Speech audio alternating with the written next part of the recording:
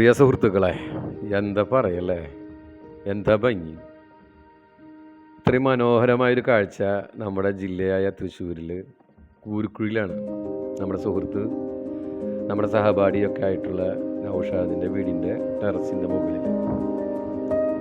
നൗഷാദിൻ്റെ ഒഴിവ് സമയങ്ങൾ പച്ചക്കറി കൃഷിയായിട്ടും പൂക്കൃഷിയായിട്ടൊക്കെ ഇങ്ങനെ മുന്നോട്ട് പോകുന്ന ഒരാളാണ്. എന്തായാലും നൗഷാദ് വിളിച്ചു, ഞങ്ങൾ വന്നു. ഞാനും വേറൊരു സുഹൃത്തും ഉണ്ട് കൂടെ. നൗഷാദിനോട് തന്നെ ഇതിൻ്റെ കാര്യങ്ങളൊക്കെ ഒന്ന് ചോദിച്ചറിയാമെന്ന് വിചാരിച്ചു. നൗഷാദ് അതിൻ്റെ കാര്യങ്ങൾ ചുരുങ്ങിയ രൂപത്തിൽ പറഞ്ഞു തരുകയും ചെയ്തിട്ടുണ്ട്. ഇത് ഞാൻ കൃഷിഭവനിൽ നിന്ന് വാങ്ങിയ തൈക്കളാണ്, ഹൈബ്രിഡ് തൈക്കൾ.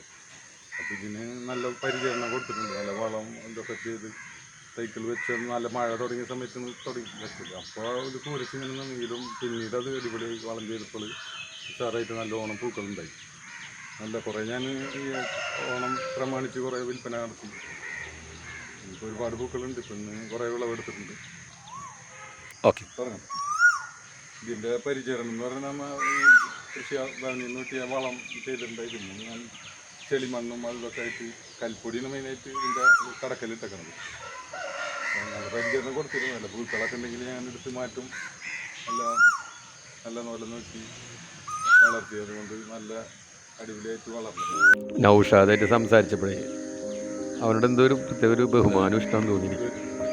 ഞങ്ങൾക്കൊക്കെ ചെയ്യാൻ പറ്റാത്തത് നൗഷാദിൻ്റെ ഈ തിരക്ക് പിടിച്ച ജീവിതത്തിൻ്റെ ഇടയിൽ ഒരു സിമെൻറ്റ് വ്യാപാരിയാണ് ഇദ്ദേഹം. നല്ല തിരക്കുള്ള മനുഷ്യനാണ്. അതിൻ്റെ ഉള്ളിൽ സമയം കണ്ടെത്തി ഇതിനൊക്കെ ആൾ ശ്രമിക്കുന്നുണ്ടല്ലോ.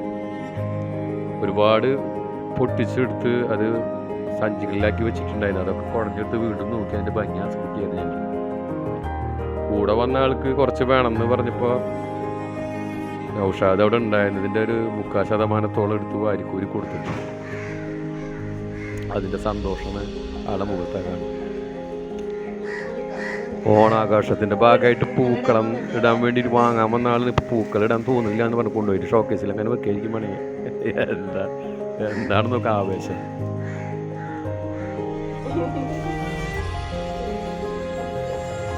അടുത്ത വർഷം എന്തായാലും ഇദ്ദേഹത്തിന് വിളിക്കില്ല കേട്ടോ. കാരണം ആ ജാതിന് വാരിക്കൂട്ടി കൊണ്ടുപോയിട്ടുള്ളത്. എന്തായാലും ഞങ്ങളെല്ലാവരും ഹാപ്പിയായി. കൂടെ വന്ന സുഹൃത്തിനും നല്ലോണം കൂടാൻ നിറച്ച് കിട്ടി. എനിക്ക് കുറച്ച് വിവരങ്ങൾ അറിയാൻ പറ്റും. സന്തോഷം. അപ്പം നൗഷാദിൻ്റെ വിശേഷങ്ങൾ ഇനിയും ഉണ്ടാവും, ഇനിയും വരും. അതുവരെയൊക്കെ നിങ്ങൾ ശ്രമിക്കാം. ഓക്കെ.